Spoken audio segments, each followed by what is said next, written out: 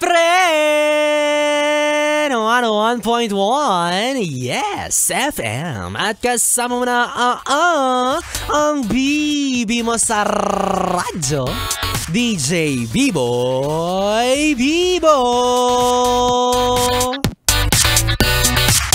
Yes, friend! Hello sa'yo na hindi pa rin naghahapunan sa mga oras na ito.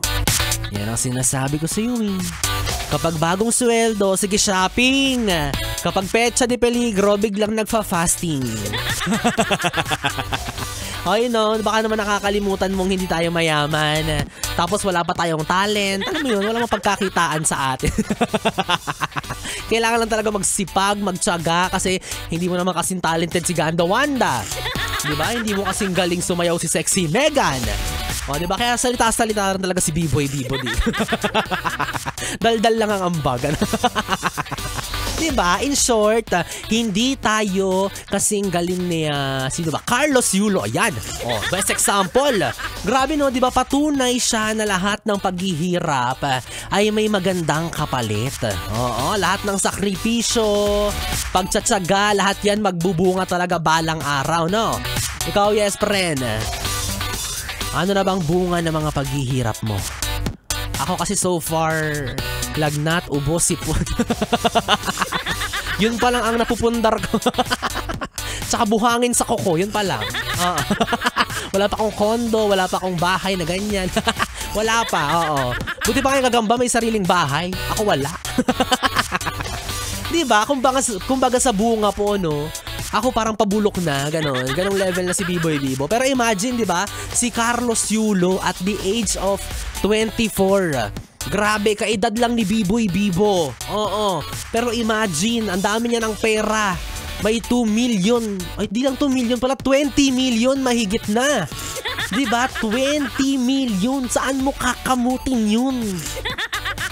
Samantalang ako 20 pesos na lang yung nasa pitaka ko, bariya pa. Kawawang B-Boy naman. Ewan ko ba sa magulang ko kasi naman eh. Noong araw kasi diba kapag tumatambling-tumbling ako, nagagalit sila kasi baka makomang daw ako. Yung pala ng pagkakakitaan pala yun, sayang naman. Pero alam mo ba, napanis yung pag-tumbling-tumbling ni Carlos Yulo. Kapag ako ang tumambling papunta sa'yo, tumalon nga ng 3 beses, hindi ko kaya, tumambling pa kaya.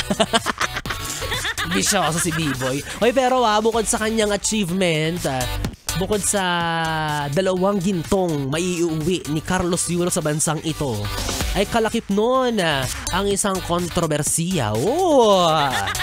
Diba? Kasabay niya sa kanyang pag-uwi sa bansang Pilipinas ang usap-usapan tungkol sa kanyang ina. Ano kaya ito? Siguro naman nabalitaan niyo yun, diba? Ano kayang meron dyan? Parang gusto kong pag-usapan mamaya yan.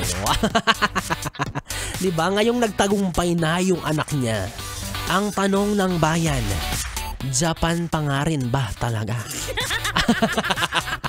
Kainis. Well, anyways, yes, friend, kung bibi ako ng iyong kapiling DJ B-Boy Bibo, ang DJ na single, ready to mingle, basta walang label, na pwede mong makatabi hanggang mamaya ang 12 para sa ating DB Time. Dito pa rin at dito ka lang sa istasyong No Problem, ang 101.1 Yes FM. 101.1 Yes FM.